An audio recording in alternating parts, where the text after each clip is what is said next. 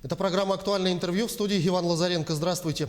Почти половина преступлений, совершаемых на территории республики, на именно 48%, составляют хищения. Из года в год этот показатель практически не снижается. В чем причина такого положения дел и почему граждане попадаются на уловки мошенников и как не пострадать от их действий? Об этом наше интервью с прокурором отдела по надзору за уголовно-процессуальной и оперативно-розыскной деятельностью правоохранительных органов прокуратуры республики, советником юстиции Андреем Петровым. Андрей Николаевич, здравствуйте. Здравствуйте. Расскажите, как обстоят дела в республике по этой категории преступлений и как пандемия повлияла на ситуацию с кражами и хищениями? К числу преступлений, связанных с хищениями, относятся кражи, в том числе кражи с банковских карт. За прошедший период 2019 года в республике фиксируется снижение количества краж на 15%. Раскрываемость их остается примерно на прежнем уровне, порядка 59%. В прошлом году было 58%. Доля краж составляет примерно 25% от всех преступлений, то есть это примерно 1/4 преступлений. Пандемия, безусловно, повлияла на статистику. Это связано с ограничениями, которые были установлены в связи с коронавирусной инфекцией. Люди большее времени проводят дома. Долгое время у нас не работали торговые, культурно-развлекательные учреждения. В том числе на снижение также повлияла и непосредственно работа правоохранительных органов, связанная с борьбой с данными преступлениями. Если говорить именно о ситуации с кражами с банковских карт, практически каждый день в информационном поле появляется информация, что там обманули человека, тут обманули человека. Как ситуация именно с этой категорией краж, растет ли или ситуацию все-таки удается держать под контролем? К сожалению, по этому направлению ситуация не утешительная. Мы уже который год фиксируем значительный рост данных преступлений. Не исключением стало и нынешние 9 месяцев. За этот период количество краж банковских карт граждан возросло на 190%. Это очень много. Рост обозначенной категории преступности, он обусловлен прежде всего распространением информационно-телекоммуникационных технологий на всей территории страны, так и республики Саха-Якутия в частности. Простым языком можно сказать, что мобильный телефон сейчас есть у каждого с выходом в интернет, и у школьников, и у людей пожилого возраста. Люди все больше пользуются бесконтактными платежами, пользуются банковскими картами. А обычно при каких обстоятельствах совершаются эти преступления и в чем их причины? На формирование причин роста данных преступлений, безусловно, влияют экономическо-социальные факторы. Таким фактором я бы отнес рост уровня безработицы, это и злоупотребление спиртными напитками. В частности, у нас в этом году наблюдается некоторое снижение преступлений, совершенных в состоянии алкогольного опьянения, там на 9% порядка. Причинами также можно назвать и в какой-то мере беспечное отношение собственников и имущества, неудовлетворительное состояние охранных сигнализаций, дверей, замков и так далее. Можно также выделить и излишнюю доверчивость. А что бы вы рекомендовали нашим телезрителям, какие меры предпринять, чтобы обезопасить себя от квартирной кражи?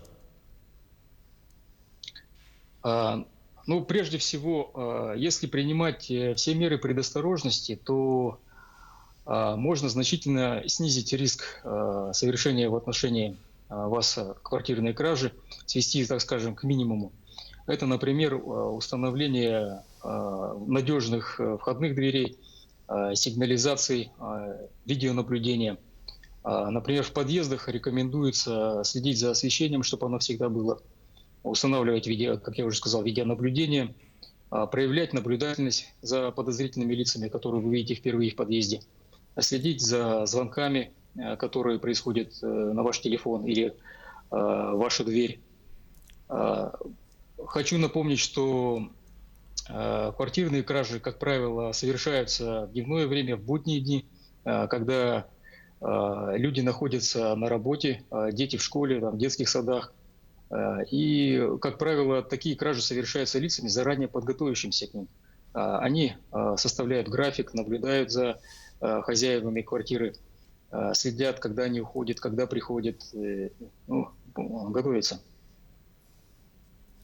Уже неоднократно и в нашем эфире, да и вообще везде было сказано, как предотвратить кражу с банковских карт. Напомним, давайте нашим телезрителям, какие действия нужно предпринимать и какие не предпринимать, чтобы избежать дистанционного хищения денег с банковских карт. Ну, основной постулат остается неизменным. Никогда ни при каких обстоятельствах не говорить звонившему мошеннику свои персональные данные, данные банковской карты, а также называть одноразовые пароли. В принципе, способы всегда или механизмы совершения краж, они совершенствуются, но принцип остается прежним. Мошенник пытается узнать ваши данные данные банковской карты, либо одноразовые пароли. Чтобы этого не произошло, ни при каких обстоятельствах нельзя этого делать, называть, даже если не представляются работниками банка, работниками службы безопасности банка. Если вы утеряли телефон, либо сменили номер телефона, нужно незамедлительно обратиться в банк и письменно и уведомить, чтобы номер, старый сняли. Но какую ответственность несут лица, совершившие преступление данной категории? В зависимости от квалифицирующих признаков уголовная ответственность может быть разной. Например, за простую кражу без квалифицирующих признаков уголовная ответственность предусмотрена до 2 лет лишения свободы. За те кражи, которые совершаются группой лиц по предварительному сговору или с причинением значительного ущерба, предусмотрена уголовная ответственность до 5 лет. Те кражи, которые совершаются с крупным ущербом или с незаконным проникновением в жилище или, скажем, с банковского счета, за это предусмотрено лишение свободы до 6 лет. И, наконец, кражи, которые совершаются организованной группой или в особо крупном размере, уголовная ответственность достигает до 10 лет лишения свободы.